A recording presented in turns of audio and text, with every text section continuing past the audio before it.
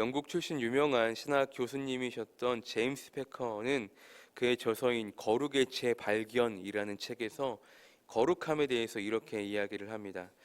욕망이란 의식적으로 내가 원하는 상태이다. 이 관점에서 거룩함이란 제일 먼저 인간의 욕망을 창조된 피조물로부터 분리시켜 그리스도를 통해 창조주께로 나아가게 하여 결국 연합하게 하는 것이다 라고 이야기를 하십니다. 그렇습니다. 그리스도인들은 특히나 주어진 삶 가운데 내가 원하는 상태가 아니라 주님께서 원하시는 상태가 되어가는 사람들입니다. 철저히 내 중심에서 하나님 중심의 삶을 살아가는 사람들이 바로 그리스도인들이라는 것이죠. 그런 측면에서 오늘 본문의 내용은 그리스도 예수의 사람들은 어떠한 삶을 살아가야 하는지에 대해서 이야기를 하고 있는 것입니다. 자, 본문 24절을 보시면 그리스도 예수의 사람들은으로 이렇게 시작을 하고 있죠. 그러니까 그리스도 예수의 사람들은 어떠한 사람들이 되어야 합니다라고 이야기를 해주는 게 아니에요. 그리스도 예수의 사람들은 이미 어떠한 사람입니다라고 이야기를 해주는 거란 말이죠. 자, 24절 다시 보시면 그리스도 예수의 사람들은 어떻게 됩니까? 육체와 함께 그 정욕과 탐심을 십자가에 못 박았느니라 그런단 말이에요. 보시면 십자가에 못 박았다. 이미 그렇게 된 상태, 완료 시제란 말이에요. 이미 그렇게 되어진 사람들.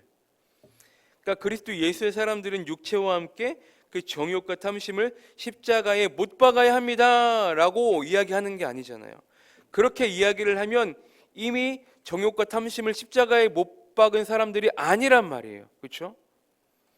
이미 그리스도 예수의 사람이 되었다면 예수의 사람들이 된 그 순간부터 모든 세상의 것들과 결별하고 청산하고 이미 십자가에 다 못 박고 그렇게 새롭게 태어난 그리스도 예수의 사람이 되었음을 지금 이야기를 하는 거예요. 로마서 6장 6절에도 보시면 우리가 알거니와 우리의 옛사람이 예수와 함께 십자가에 못 박힌 것은 죄의 몸이 죽어 다시는 우리가 죄에게 종노릇 하지 아니하려 함이니. 그렇죠? 우리가 그리스도 예수의 사람들이 되었다라는 것은 예수의 사람이 된 그 순간부터 옛사람이 예수와 함께 십자가에 못 박혀서 죽었음을, 옛사람은 이제는 온데간데 없고 그리스도 예수의 사람만, 새로운 사람만 되었음을 존재한다라는 것입니다. 바울은 그것을 다시 한번 지금 강조하고 있는 거예요. 그래서 우리는 이미 육체와 함께 그 정욕과 탐심을 십자가에 못 박은 사람들인데 어찌하여 복음을 저버리고 다른 복음을 따라가는 것인지, 율법의 종이 되는 것인지 바울은 지금 말도 안 된다라고 지금 이야기를 하는 거예요. 우리는 예수께 속한 사람이라는 것을 이야기하고자 하는 것입니다. 여러분, 우리 다 세례 받았죠? 그렇죠? 세례를 받았다라는 것은 이미 옛사람은 없고 주님의 십자가로 말미암아 새롭게 구원받아 새롭게 태어난 믿음의 자녀들임을 고백하고 그렇게 살아가기로 약속한 사람들이 바로 세례를 받은 사람이란 말이죠. 그래서 침례교 같은 경우에는 실제로 침례탕이나 계곡이나 이런 곳에 가서 흰 가운을 입고 실제로 몸을 뒤로 완전히 눕혀서 머리까지 완전 끝까지 담궜다가 나온다는 말이에요. 또 실제로 초기 기독교에서는 강 같은 곳에서 물에 깊이 담갔다가 나오는 방식으로 이루어졌고 세례 요한도 그러한 방식으로 세례를 주었습니다. 무엇을 의미합니까? 오늘 본문의 말씀처럼 세례를 통해 예수의 사람들이 된 그 순간부터 모든 육체와 정욕과 탐심을 옛 자아까지도 옛 모든 것들을 십자가에 못 박았음을 의미하는 것입니다.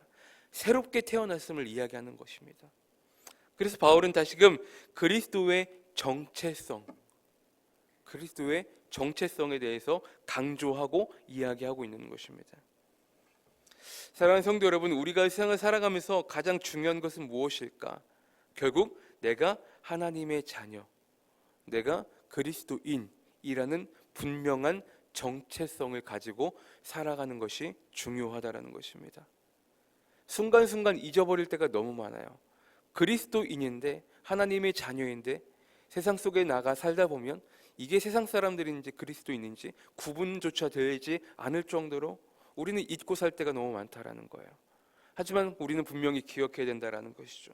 그리스도인이라는 분명한 정체성을 우리는 가지고 살아야 한다라는 것입니다.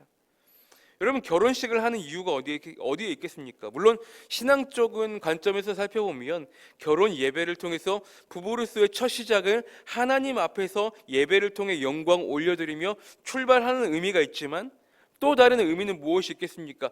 부부가 됨을 모든 사람들에게 알리는 거예요. 그러므로 이제 한 아내의 남편, 한 남편의 아내로 그렇게 되었음을 수많은 사람들이 보는 앞에서 공표하는 거란 말이에요.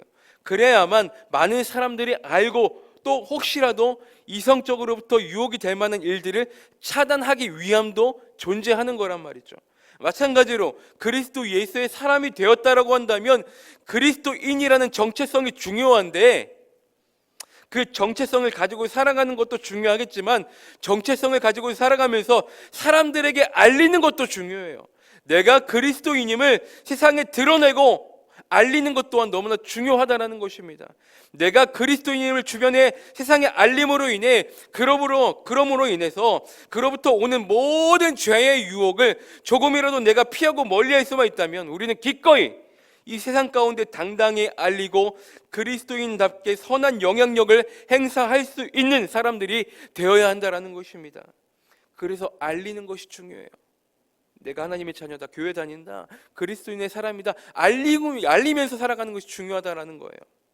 그것이 바로 그리스도 예수의 사람들이 가져야 할 태도이자 하나님 앞에서의 자세일 것입니다.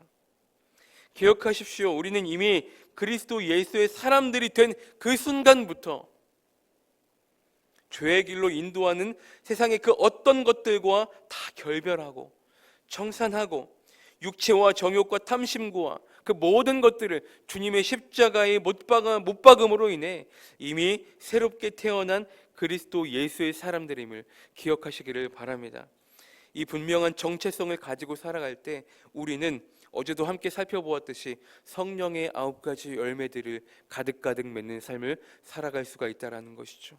그 이야기는 반대로 모든 육체의 일들 다 멀리하고 결별하고 청산하고 더 이상 죄의 종이 아니라 하나님의 은혜에 살아가는 그런 사람들이 되었음을 이야기하는 것입니다. 바라기는 우리가 그리스도 예수의 사람들로 주님께서 기뻐하시는 성령의 열매들을 가득가득 맺어 하나님이 기뻐하시고 우리의 삶을 통해 하나님이 영광 받으심으로 인해 하나님의 나라를 유업으로 받는 믿음의 자녀들이 다 되시기를 주님의 이름으로 간절히 축원합니다.